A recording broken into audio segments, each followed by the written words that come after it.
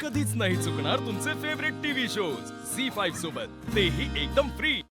पारू, मी तुझ्याशी बोलतेय। तू इथे यायला नकार दिलास का? बरं ठीक आहे, जे झालं ते झालं।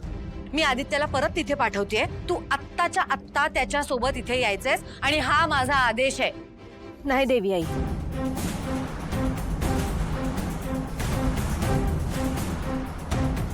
मी तिकडं कधीच नाही येणार।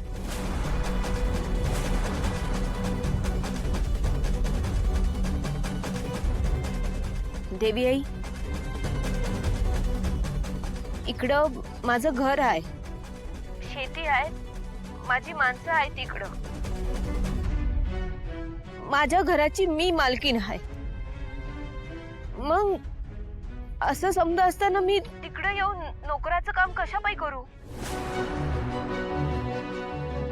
मी शहरात आले होते ते माझ्या बाळाची आणि तुमची सेवा करायला, गणितचं शिक्षण करायचं म्हणून। पण तिकडे येऊन माझा समजा दिवस घरची कामं करण्यात जातो। तर तुम्ही मला कंपनीची ब्रँड अँबॅसिडर बनवलं, मला माझी ओळख दिली, माझं नाव झालं। पण तुम्हाला कळत नाही का ते काम माझ्यासाठी नाही, मी नाही बनले त्याच्यासाठी। हे बघा, मी काजवा आहे आणि मला सूर्यासारखं नाही बनायचं। देवी आई, मी तुम्हाला शेवटचं सांगते, मी तिकडं कधीच येणार नाही। पारू, अक्कल आहे का तुला? तू कुणाबरोबर बोलतेस याचं भान आहे का तुला? अगं देवी आई आहेत त्या, त्यांच्या बरोबर बोलायच्या आधी तुला 100 वेळेला विचार करायला पाहिजे। बा, हे बघ, तू मला जे बोलायचंय ना ते बोल। तुला रागवायचं आहे ना माझ्यावर, तू रागव, चालल, हवं तर मार तू मला। पण मी बी बघते, तू तुझं समजा आयुष्य किर्लोस्करांची चाकरी करण्यात घालवलंस आणि आम्हाला इकडं गावाकडं ठेवलंस। पण आता नाही,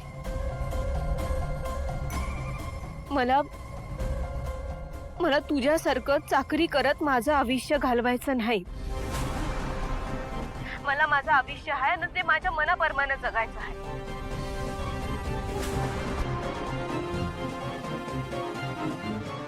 हे सगळं पारूच बोलत होती का? पारू अशी कशी काय वागू शकते?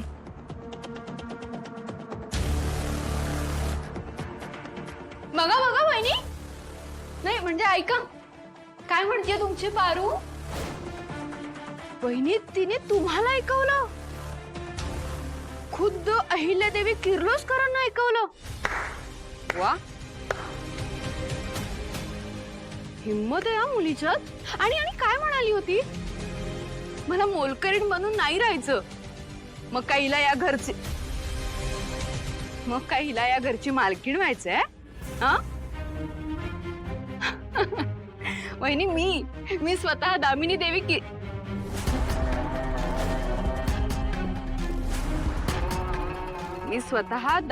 किर्लोस्कर असून सुद्धा कधी तुमच्या समोर अशी तोंड उचलून बोलली नाही हो। मग आता काय करतेस? गप्प बस ना जरा।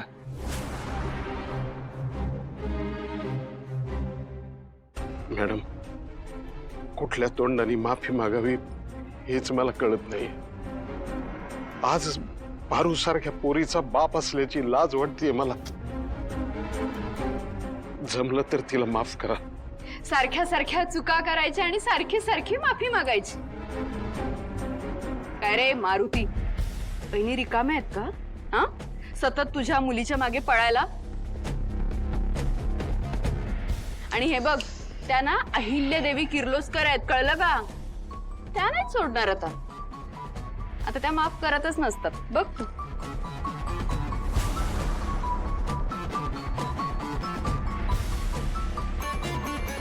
अरे खूळ लागले का तुला?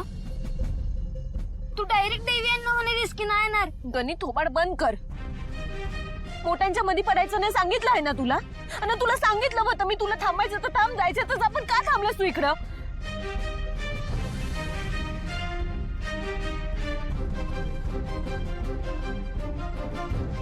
तायडे तू बरी आहेस ना? तुझा चेहरा का असा झालाय? नाही काय नाही.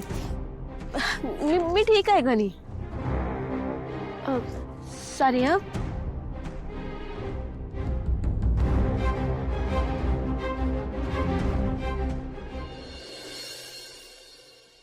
देवा, यो दिवस का दाखवलास तू?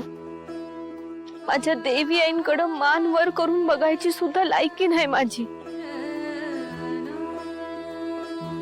माझ्या देवी आईंना मी उलट उत्तर दिलं. पाप केला आहे मी, पाप. माझ्या देवाला बोलायचं पाप. हे बोलायच्या आधी माझा जीव का घेतला नाहीस तू? आज आयुष्यात पहिल्यांदा माझ्या देवी आईशी असं बोलले आहे मी. पण मी तरी काय करणार?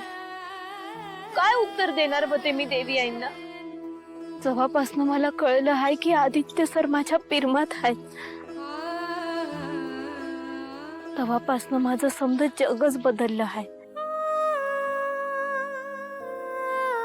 या आधीच मी आदित्य सरांना मनोमन माझा नवरा मानला आहे. आणि जेव्हा तुम्हाला कळतं की ज्याच्यावर तुम्ही प्रेम करतात त्याचं सुद्धा तुमच्यावर तेवढंच प्रेम आहे,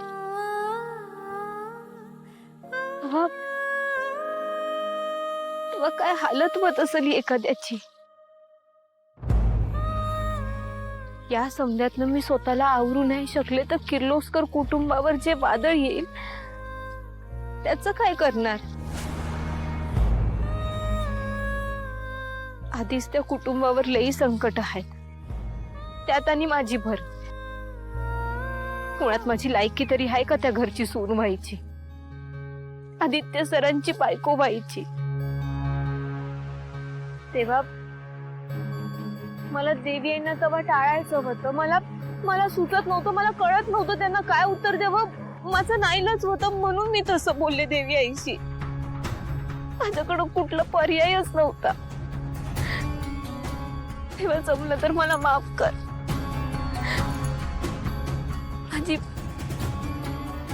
माझी फक्त एकच मागणी आहे तुझ्याकडे. किर्लोस्कर कुटुंबावर तुझी कृपा कायम तशीच राहू दे. समद्यांना सुरक्षित ठेव. त्यांच्या व्यवसायात त्यांना यश मिळू दे.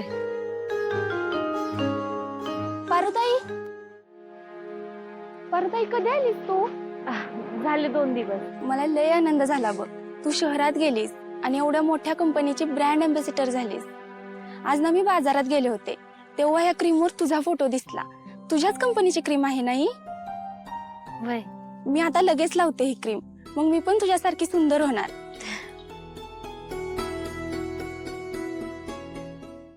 झी 5 ॲप डाउनलोड करा आणि पहा सर्व एपिसोड्स एकदम फ्री.